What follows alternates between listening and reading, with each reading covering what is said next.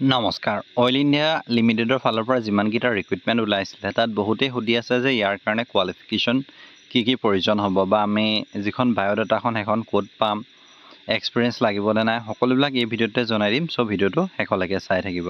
প্ৰথম মই যিটো ভেকেঞ্চি ওলাইছে সেইটো বিষয়ে দিয়ে জনাইছোঁ। যিহেতু 3টা ভেকেঞ্চি ওলাইছে, 3টা কেটেগৰীত ভেকেঞ্চি খালী হৈছে। যিটো এছিষ্টেণ্ট অপাৰেটৰৰ কাৰণে যি ভেকেঞ্চি আছে তাতে মই দেখাইছোঁ, সেইটোত যিখিনি কোৱালিফিকেশ্যন সেইখিনি আকৌ 10 পাছ হ'ব লাগিব, তাৰ উপৰি ডিজেল মেকানিক থাকিব লাগিব। আৰু তাত 3 নম্বৰ যিটো অপশ্যনটো দিছে সেইটো হৈছে মিনিমাম 3 বছৰ তাত এক্সপিৰিয়েঞ্চ প্ৰয়োজন হ'ব, যিটো এছিষ্টেণ্ট অপাৰেটৰৰ কাৰণেহে হয়। ইয়াত আপোনালোকে যদি আপুনি NCL হয় তেন্তে NCLৰ যিখন চাৰ্টিফিকেটখন সেইখন দিবলৈ নাপাহৰিব। আৰু ইয়াৰ কাৰণে যিখিনি আপোনাৰ কোৱালিফিকেশ্যনখিনি অলৰেডি ইতিমধ্যে দিছে। তাৰ উপৰি যিখিনি ডকুমেণ্টখিনি আপুনি বায়'ডাটাখন ফিল কৰিব।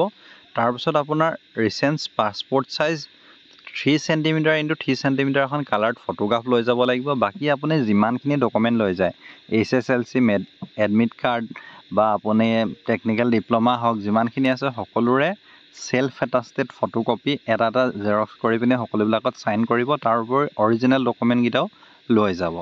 তাৰ উপৰিও আপোনাৰ কি লৈ যাব লাগিব, যিখিনি আপোনাৰ ধৰি লওক SC ST যদি হয় তেন্তে তাৰ চাৰ্টিফিকেট, নতুবা আপুনি যদি admit card, marksheet, pass certificate, voter ID, আধাৰ কাৰ্ড সকলোবিলাক আপোনালোকে পৰাপক্ষত লৈ যাব।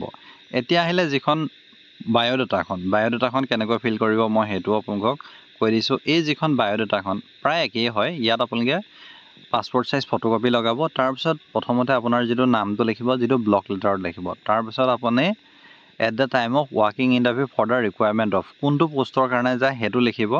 তাৰপিছত আপোনাৰ যিটো আছে date of birth, gender male female, marital status married নে আনমেৰিড, তাৰপৰা মাডাৰ টং যিটো আপোনাৰ মাতৃভাষা, ফাদাৰ্ছ নেম, মাডাৰ্ছ নেম সেইখিনিও লিখিব। তাৰপিছত আইডেণ্টিফিকেশ্যন মাৰ্ক আছে, আইডেণ্টিফিকেশ্যন মাৰ্ককেইটা কথা আছে। কিন্তু এটা কথা মনত ৰাখিব, ফৰ অফিচ ইউজ অনলি বুলিও এটা ছেকশ্যন আছে।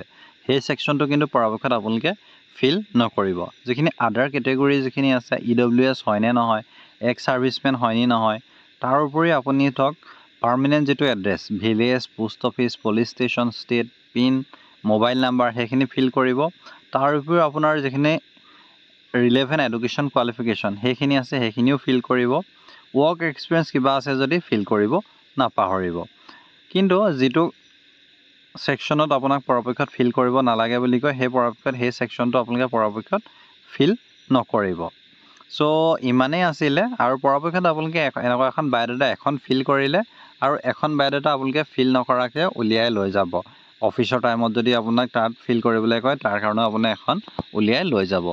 বাকী থাকিলে এক্সপিৰিয়েঞ্চটোত ইয়াত আপোনাৰ মিনিমাম এক্সপিৰিয়েঞ্চ লাগিব বুলি কৈছে। চ' পৰাপক্ষত এক্সপিৰিয়েঞ্চ হ'লে ভাল হয়। যদিও আপোনাৰ এক্সপিৰিয়েঞ্চ নাই, যদিও আপুনি এক্সপিৰিয়েঞ্চ নথকাকৈ গৈ চাম বুলি ভাবিছে, আপুনি গৈ চাব পাৰে। যিহেতু লাইফত যিমানখিনি জবৰ কাৰণে আপুনি ইণ্টাৰভিউ দিবলৈ যায় সিমানে আপোনাৰ এক্সপিৰিয়েঞ্চ, নিজৰ ক্ষেত্ৰত এক্সপিৰিয়েঞ্চ বাঢ়িব। হয় আপুনি নাপাব পাৰে, কিন্তু তাৰ পৰা আপুনি বহুতখিনি শিকিবলগীয়া থাকি যায়। আৰু সেইখিনিয়ে আপোনালোকে দি আপোনাৰ অভিজ্ঞতাটো হ'ব। ইমানেই আছিলে। ধন্যবাদ। আৰু কিবা জানিব লগা থাকিলে কমেণ্ট কৰিব নাপাহৰিব।